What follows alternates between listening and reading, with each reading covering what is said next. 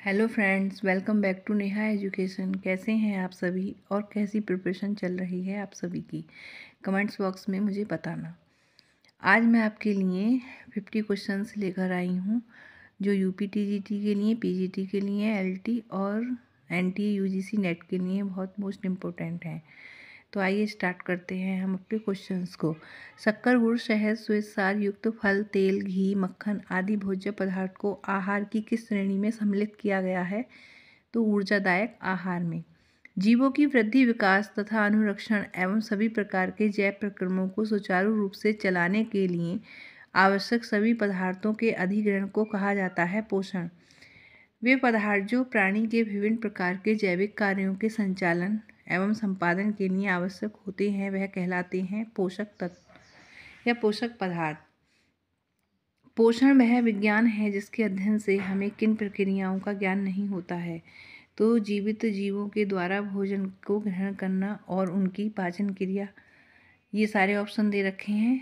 तो वो पूछ रहे हैं प्रक्रियाओं का ज्ञान नहीं होता तो भोजन का अवशोषण तथा पाचन क्रिया संभव ना हो। नेक्स्ट क्वेश्चन है, पोषण शरीर में होने वाली विभिन्न क्रियाओं का संगठन है जिसके द्वारा सजीव प्राणी ऐसे पदार्थों को ग्रहण तथा उपयोग करता है जो शरीर के विभिन्न कार्यों को संपन्न करते हैं, जो शारीरिक वृद्धि के लिए आवश्यक होते हैं तथा टूट फूट का पुनर्निर्माण करते हैं। ये जो है कोटेशन किसने दी है? तो टी.एफ. टर्नर ने दी है। पोषण मनुष्य एवं उसके बीच का संबंध है तथा इसमें शारीरिक, सामाजिक, मनोवैज्ञानिक तथा जैविकीय पहलू भी सम्मिलित होते हैं। तो ये कोटेशन किसने दी है? यूडकिन ने। देखिएगा इसमें भी देखो हम ट्रिक के माध्यम से लर्न कर सकते हैं। कैसे? कि जैसे पोषण शरीर में होने वाली विभिन्न क्रियाओं का संगठन है जिसके द्वारा सजीव प्राणी जिसमें आए और शरीर के विभिन्न कार्यों को संपन्न करने की बात आए, टूट फूट का निर्माण आए, तो वो जो टी.एफ. टर्नर ने दी है। और पूछा जाए जिसमें शारीरिक, सामाजिक, मनोवैज्ञानिक और जैविकीय पहलू, तो वो दी है यूडकिन ने। बस इन शब्दों को लर्न करके भी हम इसको करके लेके जा सकते हैं क्वेश्चंस को। अब नेक्स्ट क्वेश्चन है, प्राणियों के पोषण के संपूर्ण चरण क्या हैं? तो अंतर्ग्रहण है, पहले पाचन है, अवशोषण है, स्वांगीचरण और बहिष्करण। इनके बारे में डिटेल में आपको आगे बताऊंगी।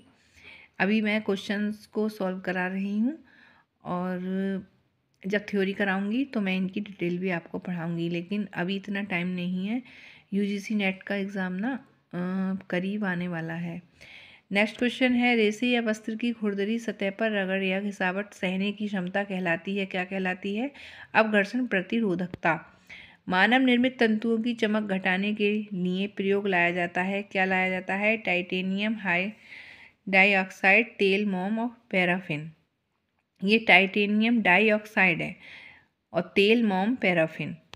नेक्स्ट क्वेश्चन है, निम्न सघनता वाले कपड़ों का भार कैसा होता है? तो भार कम होता है। नवंबर 1985 में क्या सृजित हुआ था? तो वस्त्र मंत्रालय सृजित हुआ था। शरीर को ढकने के लिए विभिन्न प्रकार के कपड़ों के लिए उपयोग में आने वाला शब्द क्या है? वस्त्र। वस्त्र की जो लघुत्तम इकाई मानी जाती है उसे क्या कहते हैं? रेशा। वस्त्रों का महत्व किन क्षेत्रों में नहीं पाया जाता है? तो भूकंप के क्षेत्रों में। टेक्सटाइल की शब्दावली से संबंधित सत्य कथन नहीं है। कोए वस्त्र पर अंतिम रूप से की जाने वाली प्रक्रिया है, तो ये क्या है? गलत है। साधारण बुना हुआ वस्त्र जिसकी चौड़ाई 120 सेंटीमीटर होती है क्या कहलाता है? तो कैलिको कहलाता है। नेक्स्ट क्वेश्चन, ये मोस्टली क्वेश्चन टेक्सटाइल से लिए गए हैं। नेक्स्ट क्वेश्चन है, वस्त्र की पहचान का अत्यंत महत्वपूर्ण परीक्षण है माइक्रोस्कोपीय परीक्षण। सबसे कम घर्षण प्रतिरोध रेशा कैसा होगा? तो मोटा सूती कपड़ा। रेशे का वह गुण जिसमें रेशों को दबाने के पश्चात छोड़ देने पर वह पुनः अपनी पूर्वावर्तन प्राप्त कर लेता है, क्या कहलाता है? जैसे हम किसी को खींचते हैं और फिर छोड़ते हैं तो वह पुनः अपने जैसे मतलब पहली स्थिति थी उसी में ही आ जाता है, तो क्या कहलाता है? प्रतिस्कंदता। वस्त्र उपयोगी रेशों के आपस में सटने की क्षमता के गुण में योगदान देते हैं, क्या देते हैं? रेशे की सूक्ष्मता एवं सतह की प्रकृति।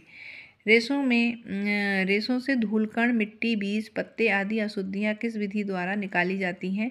तो धुनाई द्वारा निकाली जाती हैं। नेक्स्ट क्वेश्चन है, वस्त्र को जलाने पर जब वह सिकुड़ता है और कड़ी मोती बनती है वह वस्त्र क्या है? रेशमी।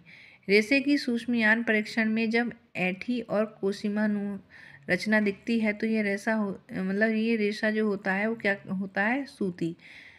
जंतु तंतु के लिए ज्वलन टेस्ट देता है नीली आग, तने वाले तंतु नहीं है कापोक। सूती कपड़ा जलता है तो उसमें कैसी लौ जल निकलती है, तो पीली लौ निकलती है। वस्त्र पर लहरदार नमूने अंकित करना क्या कहलाता है, मोयरिंग। नेक्स्ट क्वेश्चन है, एकल परिचालक द्वारा एक बार में सैकड़ों कपड़े समाप्त कर सकता है टनल फिनिशर। सबसे खराब वस्त्र है पारदर्शी। मिस्र में 2500 ईसा पूर्व पुरातन काल में वस्त्रों का सर्वाधिक प्रचलित रूप था लिनन और सूत। पत्ते से प्राप्त किए जाने वाले तंतु कौन है, सीसल और अवाका। अवाका किससे प्राप्त होता है, केले की पत्ती से। क्रॉस लिगेंड बसाइड चेन अधिकांशता पाई जाती है कपास व लिनन में।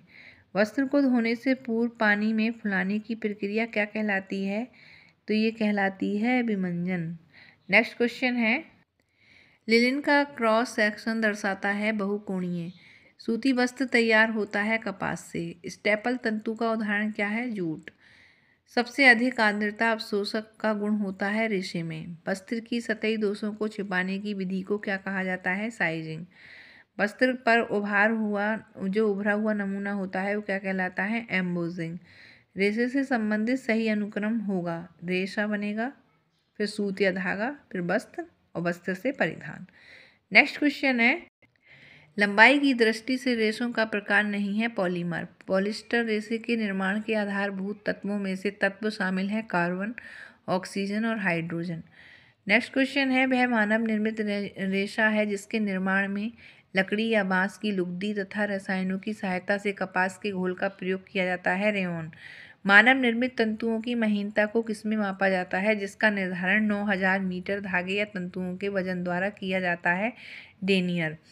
जब अणु एक दूसरे के समांतर तथा तंतु के लंबवत अक्ष से जुड़े रहते हैं तब उनको क्या कहा जाता है, हाई ओरिएंटेड फाइबर कहा जाता है। नेक्स्ट क्वेश्चन है, कृत्रिम रेशों से प्रत्यक्षता अधिक होती है इसीलिए उन पर सिलवट नहीं पड़ती।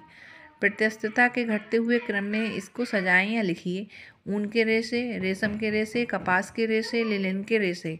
रेशों को उनके गलनांक ताप के घटते क्रम में लिखें, लिनन, कपास, rayon, acetate, polyester. Next question है, वस्तु की सतह पर जल की लहरों की भांति विवरण चिन्ह बन जाते हैं, मोयरिंग कहलाते हैं।